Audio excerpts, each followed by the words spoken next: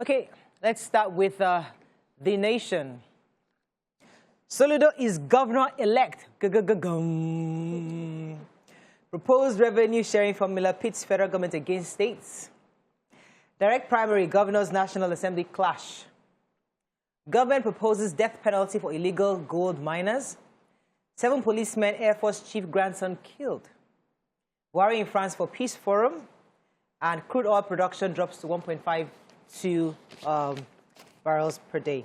Yeah. Okay. Major headline. Major headline. So Professor Chukwuma Soludo has been declared governor-elect Anambra State. He won 112,229 votes. I thought the numbers generally were quite small, but you know, he won that, and he gave them gap. Give gap well. Wide gap. Wide. So we know he was former CBN governor, and INEC said having satisfied all the requirements that needed to be satisfied, he has been declared governor-elect. He also made a speech. First of all, he said 18 parties actually participated in this election. So well done to Governor-elect Professor Chukwuma Soludo. He also gave a speech where he says for him that his journey has been sort of a divine journey whose time has come. And he extended a hand of fellowship to all his other opponents and says, you know, there's room for contributions from everyone. He also remembered those who had lost their lives in the course of the elections, especially the 3 policemen who were shot by unknown gunmen. And, you know, very healthy speech, you know, that he made. So congratulations. Well, we're really optimistic. I mean, I'm happy that it seems like the people of Anambra's voice have been heard, and they've gotten the governor they want. This is a landslide. You can't even. I almost gave up. I was scared because of the courts. It was back to back in court for this.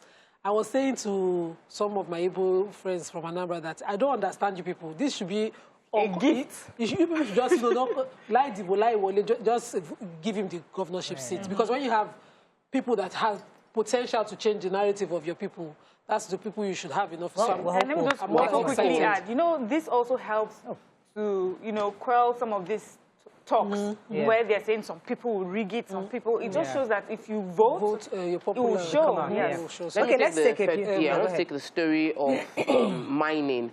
So there's the Minister of State for Mines and Steel Development, Dr. Uchechukwu Oga, he spoke while defending the 2022 budget with the Senate Committee, Solid Minerals, Mines, Steel Development, and he proposed that there would be 7.3 billion as the revenue that they would generate from that ministry. Now, members of the committee said that the potential for the mining industry is much more than the figure he's saying, that Nigeria is losing about 100 billion on a yearly basis to illegal mining. And then the minister replied saying that there is there's a requirement from our lawmakers to create a law that would give death penalty to illegal gold miners generally, or anyone mining illegally. So it was a bit of back and forth, but they felt like the ministry isn't doing enough to protect the revenue, the potential revenue, and that if it is a policy thing, it should push for it legally. But I believe that we have a lot of money that we can make from this mining if we maximize it properly. Okay, let's take one more story. Yes, the governors across parties from the APC as well as the PDP are not happy with the direct primary provision in our Electoral Act amendment. They are contesting this and asking that, you know, according to those from the APC, they call it a usurpation of the functions of political parties, saying that the political parties should be left to decide what they want. But I think the way to go is to legislate upon this, and I like that we have a direct primary provision. But they're saying the National Assembly has done their job, and they're saying they will leave that decision to whether to remove it or to leave it to the president when he wants to accent to it. Okay, so our president is organizing the Nigeria International Partnership Forum in France. And what is the objective of this forum? They said it will spotlight Nigeria's immense trade opportunities, investment opportunities also, and reset false and distorted narratives about Nigeria, shedding light on the efforts, the initiatives, and successes achieved in both public and private sectors. So They're pretty much, let's just say, like clean up our image internationally, and they're starting from France. Moving on now to the Punch governor's run to Buhari as senators, reps to 5 parties transmit bill next week. Ogun teacher brutalizes 3-year-old for inability to write. Gunmen assassinate bedridden retired NAF chief before wife in Kaduna. Kwasu lecturer arrested, arranging receipt for female students in bedroom. Can you imagine? Virologist NMA back Lagos 6,000 vaccination admin charge. Bandits gunned down 7 policemen on patrol in Zamfara and burned the van. Anchor borrowers, farmers owe CBN 463 billion naira as default rise. And Fashola completed 4,000 houses, abandoned them, reps allege. Okay, story. I have the human interest. Yes, please. That of Kwara and the child. So one Mrs. Elizabeth Ebere posted on Facebook about her child being abused by her teacher. I would not want to take the name of the child or the name of the school, but the teacher's name is one Adio. Okay, this name of the school, sorry, I don't want to take that. But she said that her 3-year-old daughter was beaten by her teacher, and that the teacher had sent her a message because she couldn't take her call, that, you know, your child was misbehaving, she's refusing to write, I'll just cane her. So she thought it was normal, just maybe a pat on the back or something. But when the child came home, she noticed cane marks on the legs, like he was. And, We're talking of a 3-year-old. A 3-year-old for refusing to write. And that this is a child who would normally write. So maybe just one of those days when a child would not be in the mood. She was so beaten. Finland, they don't start school till like they're 7. 6, 7, and they are doing well. There's children. And 3-year-old. What is the child even doing in school? What's he writing? In fact, what the child doing in school, yes. she be in crèche.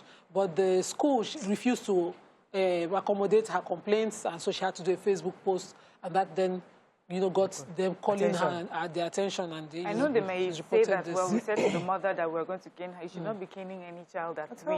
3. Even if the child says, I'm going to still school to just regretting. sleep, Yeah. that child should be allowed to just sleep at 3 years old. In fact, parents should not give open-ended permission to anybody at all when you have your toddler with them. Yeah. Don't say it's Let's okay move on to other stories. So Kwara State, quickly, this lecturer of the Kwara State University had lured a student. Fortunately, she complained to the Federation of Female Lawyers.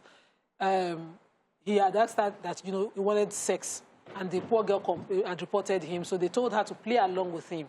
He invited her to his house, somewhere in Kwara State, and in his room he gave her the school's question paper as well as the school's answer sheet. These are booklets that should be document, secret document, but he gave it to her in his own house and said to her, finish answering your question. And threatened, you know, to have sex with her till daybreak. I don't want to use the term in Yoruba, but I pictured it in my head. So they were stationed waiting for him to just, you know, to start that. And when she had those question papers, he was arrested. He's been arraigned. He's denying, pleading not guilty, and, you know, What happened? How did she get the question? Did she threaten him? Really horrible. I want to see this to the end, though. Let's pick one more story. Yes, one more story. In Zamfara, another sad story. 7 policemen have been killed on patrol duty on Monday at around 6 p.m. They had all gone out, you know, on a patrol mission in their van, and they were ambushed by these bandits. There was a shootout between them and the bandits. Unfortunately, 7 of the policemen were killed. Their bodies were taken to the hospital. As of the time of this report, there hasn't been any information from the police command. You know, this banditry that we're talking about is, we keep saying we should have a name for them. Yes. But it's banditry in the north, it's unknown gunmen in the east, it's terrorism, it's just so scary that constantly, no matter what name that we give it, security operatives are, you know, falling, you know, to their deaths in fighting. This is looking at Anambra State that just happened. Really sad. I want to quickly tell the story of the CBN. One of the policies that this current administration is very proud of is the Anchor Borrower program, which has paid over 788 billion naira since its inception in November 2015 to about 4 million farmers. The priorities for the Anchor Borrower is to those that are farming rice, maize, corn, wheat, which are like the top 3 consumables within Nigeria, and then other things, other farmers were also beneficiaries.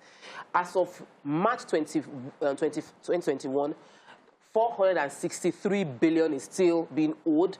Only 128 billion has been paid. major issue the farmer complain about is that there's no security. Bandits have attacked their farms, herders have attacked their farms, and so the funds that was provided to help them to farm is not able to generate, they can't generate the results. So CBN is saying the best way to say a program worked is if we gave the loan and we got our money back. So if we give the loan and we don't get our money back, it is not successful. And I think also, as much as, yes, those are some reasons, but you see, there's also the irresponsibility on the part of Nigerians with the people. So the government is saying, I've given you Anchor's program, I'm loaning you this money, do what you're supposed to do and refund. So others can benefit, but no, we're thinking about this is our national cake. Take the money and use it and sell the money. Because what this program actually does is that they contact the users of these raw materials, the maize, the corn, and all that. These major cereal companies, and they stop them from importing those products into Nigeria. Say, use these local farmers, buy from them, so you can get money. So you're getting money from these guys. Why are you not paying back to the government? Exactly. It's really, really irresponsible. Most of them, we cannot just. I'm not saying there are different factors, but it's not because there's flood. Flood is a natural factor. Flood is a natural factor. There's a 360. The major one is insecurity. In the farms, the farmers are made to pay dues and duties to bandits. Yes, it's one of it, but it's not all of it. Some of them are still irresponsible. We must admit that. But I had a good story of one supported by Lagos State yesterday at the AMA Bureau, and she said that they gave them the stoners everything, and she sold our father at such cheap rates. I have to run. Let's go on a quick break. When we come back, we continue with the review. Stay with us. We'll be right back.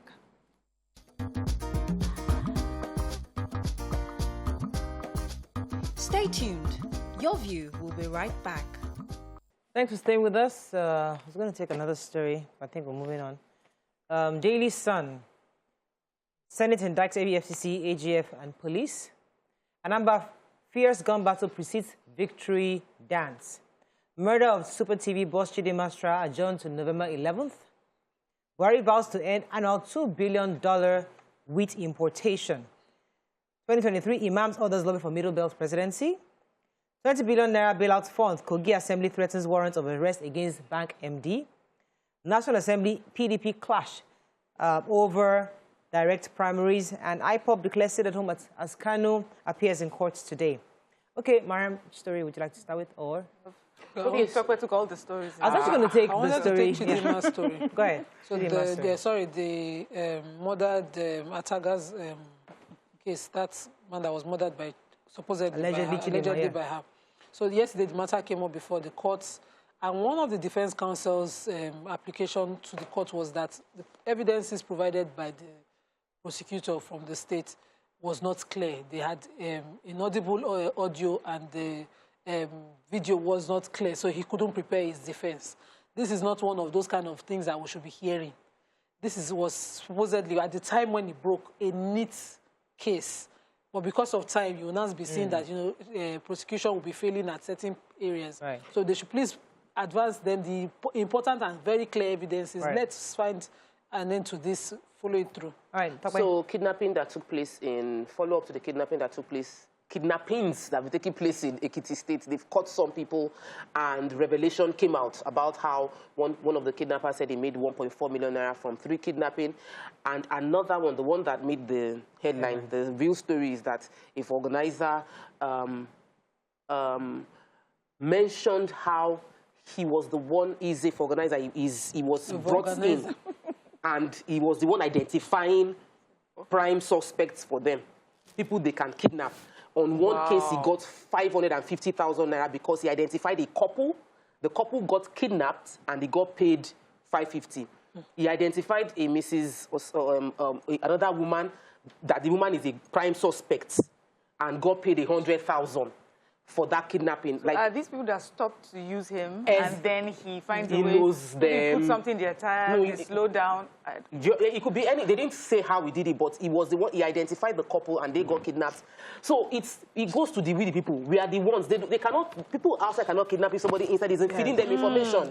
So these things are not from strangers or evil people outside. It is us Nigerians victimizing and being wicked to another fellow Nigerian. Right, the story that caught my attention, the reps were querying the Ministry of Housing and that they completed 4,000 buildings, houses, and abandoned them. And the story was just saying that the Ministry of Works must also try to sell out those buildings. But I then remember that they said that for the federal government to build houses, the government gives them the land. The states are the owners of the land. We've been told that, right? States own land. Federal government doesn't own any land. So if state is giving you land to build and you build, who's supposed to sell the land, sell the houses? Is it the federal government or is it the states? That's where I'm confused, because the reps are saying that the federal government is not the one selling. If you build house, you sell house. It's the federal government. Oh, really? I thought it was the state's housing. That's handed it over to the states to build. That's what I thought. It should be. Yeah. Let me make announcements for all the farmers that are looking for industries to move into. The government plans to ban wheat importation. Currently, Nigeria spends about $2 billion on wheat importation. And there is a process now to phase out wheat importation, which means any smart business person should start moving into that place. Speaking on behalf of the president, Governor Simon Lalong launched a new area called Wheat Seed Multiplication Farm in Kwale Basa local government of Plateau State. And as much as the president is making this canvas for people to go into the farms, and especially for Plateau State where there are internal crises that is leading to people losing their produce that they farm for, can we also ensure that we're putting money into security as well so that people don't put their money and then they lose their investment? All right. But this is a good place to go into. Vanguard, Anambra, it's Soludo, direct special investigation into whereabouts of missing Vanguard reporter, National Assembly tells IGP and others. New wage deal for police under West's federal government. Earned allowances, SANU, NASU begin 3-day strike. Ikoyi building collapse, drama as relatives fight over recovered bodies at IDH. APC to hold convention soon, kicks against forced direct primary option by National Assembly. An invasion of just orderly residents, make investigation reports public, says Senate.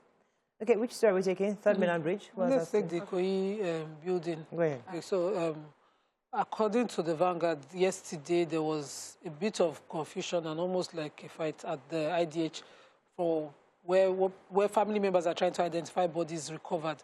According to them, that was stopped. They were able to stop that from happening.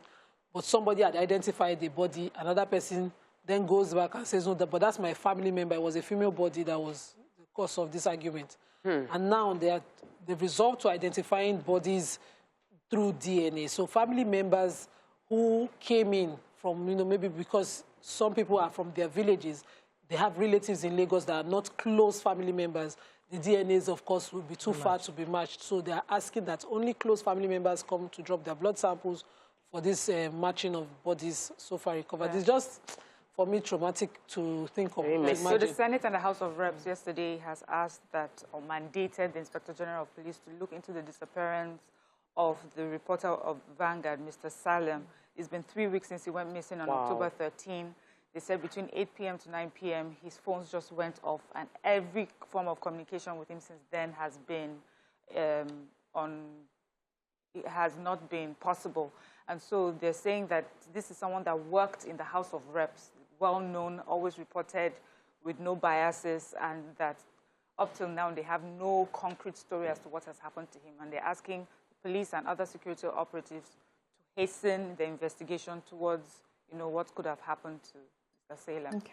So the Minister for Police Affairs defending the budget for 2022 to the Joint National Assembly Committee on Police Affairs mentioned the fact that there is a new salary package for all police officers and men in the police force, saying that in response to the challenges of COVID-19, in response to the challenges that the police faced due to #EndSARS protests, that it has strained the officers, and now they are hoping that he was commenting that the new package is receiving positive attention, but until we have the new package implemented, we cannot celebrate yet. But I know that many police officers will be happy to see improvements in what their wages would be.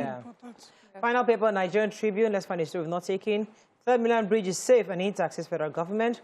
Osho Oshogbo's shrine gets $127,000 US grant.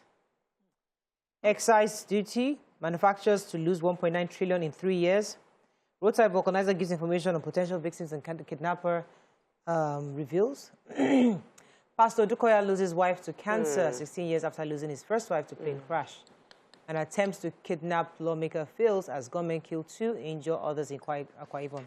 Yes, sir. So the Manufacturers Association of Nigeria have said that the introduction of the excise duty would cause many people for many of the businesses within that sector to struggle.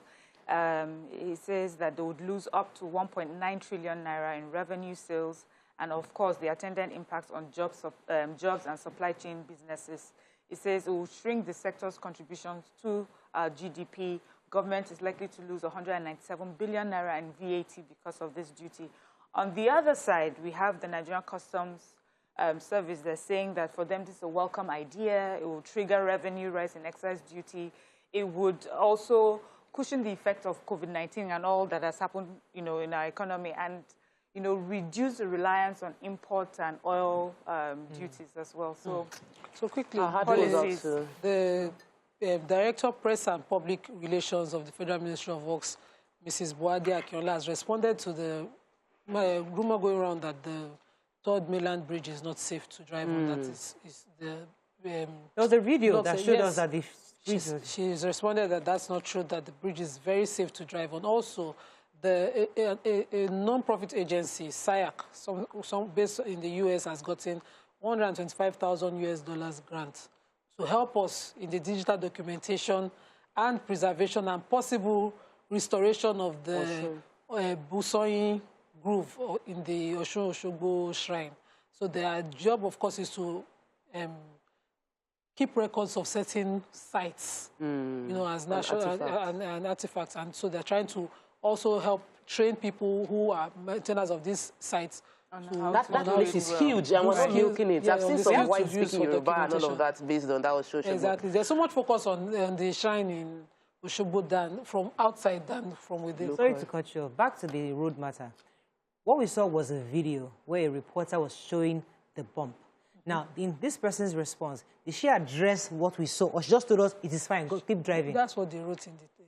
It is because fine. Nigerians must understand that we need explanation. Fixing that place. No, just if I see that the bump, right? Explain to us what the bump means that it means that this happens and that's why this happened. But don't worry, it's safe. Don't just assume that it's safe. Just drive. And I'm seeing that divide. Of course, I'm going to. She has called the comment described as unfounded and false. It wasn't what she's called. Oh, okay. It's a video. It was a video. I wanted to say that she said the spot on report said that it's not true. Okay, there was a major loss yesterday to the family of Pastor Taiwo Dukoya, and our heart goes out to Pastor Taiwo Dukoya, the entire Fountain of Life, and it is so sad. It is really, really sad. We have to run, unfortunately. That's all we can take on Front Page Review.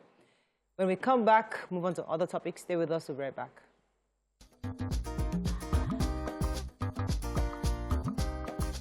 Stay tuned. Your View will be right back.